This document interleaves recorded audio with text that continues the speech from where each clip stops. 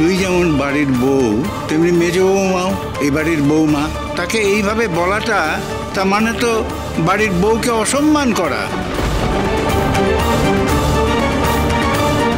এটা ঠিক যে শুভর মেজ বৌমাকে এভাবে বলাটা ঠিক হয়নি, কিন্তু যে হারটা দিয়ে ঋদ্ধির বউকে আশীর্বাদ করার কথা ঠিক সেরকমই একটা হার মেজ বৌমার গলায়, একেবারে হুবহু সেই হার।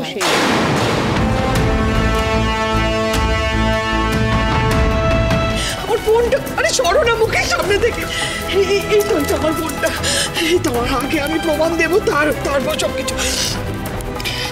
এই দেখো বিলটা। বাবা বাবা, এই যে হারটা আমি বানিয়েছি, এটা তার বিল। এই ডিজাইনটা আমার খুব পছন্দ হয়েছিল বলে এই হারটা আমি বানিয়েছি, এটা তার। বাবাদা, এই যে তার বিলটা। কি আদি আদি একবার দেখ, এই হারটা আমি বানিয়েছি, এটা তার বিল। দেখ, তুই দেখ।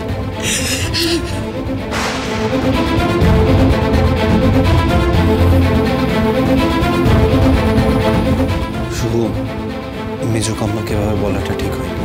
আমার ছাড়া আর কোনো উপায় ছিল না। কি রে শুভ? মেজো কাম্মা বোকা, খুব বেশি কথা বলে। নিজের দোষটা মেজমার গায়ে চাপানো খুব সহজ হবে, তাই না? আরে আমি তোর মতো মাইন্ডে করা পুরোহিতের মেয়ে নই। আমার এত দুরবস্থা হয়নি কারণ নামে রাখা হার আমি পরবো।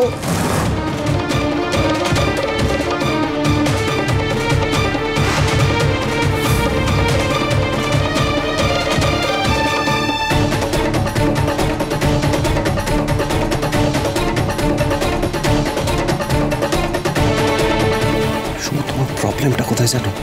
বাড়ির সব কাজে আগ বাড়িয়ে তোমায় ঝাঁপ মারতে হবে, সব দায়িত্ব তোমায় নিতে হবে। আরে এটা বোঝার চেষ্টা করো, সবাই সব কাজ পারে না। এই হারের দায়িত্ব নেওয়ার তোমার কি দরকার ছিল? আমার কাছে হারটা থাকলে তো এই ক্রাইসিসটাই অ্যারাইজ করতো না। শুনো প্লিজ, ইন ফিউচার যদি কোনো কাজ তুমি পারো না, সেটার দায়িত্ব নিতে যেও না please, I beg of you. কেউ কিছু মনে করবে না। আমার মনে হয় তোমার মেজো কাম্মার কাছে একবার সরি বলা উচিত।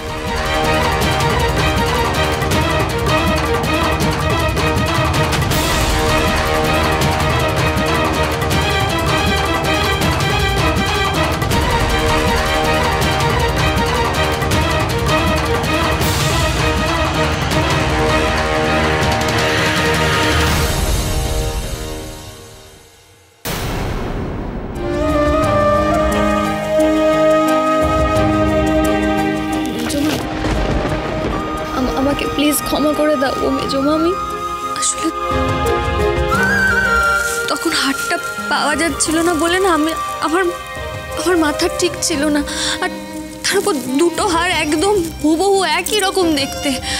আমি বুঝতে পারিনি, আমি কোনোভাবে তোমাকে কষ্ট দিতে চাইনি মেজমা। আমাকে প্লিজ তুমি ক্ষমা করে দাও। আমি কোনোভাবে চাইনি যে তুমি কোনোভাবে আঘাত পাও। আমাকে প্লিজ ক্ষমা করে দাও মেজমা, আমার ভুল হয়ে গেছে, ক্ষমা করে দাও প্লিজ। গৃহপ্রবেশ সোম থেকে রবি প্রতিদিন রাত 8:30টায় স্টার জলসায় ও ডিজনি প্লাস হটস্টারে।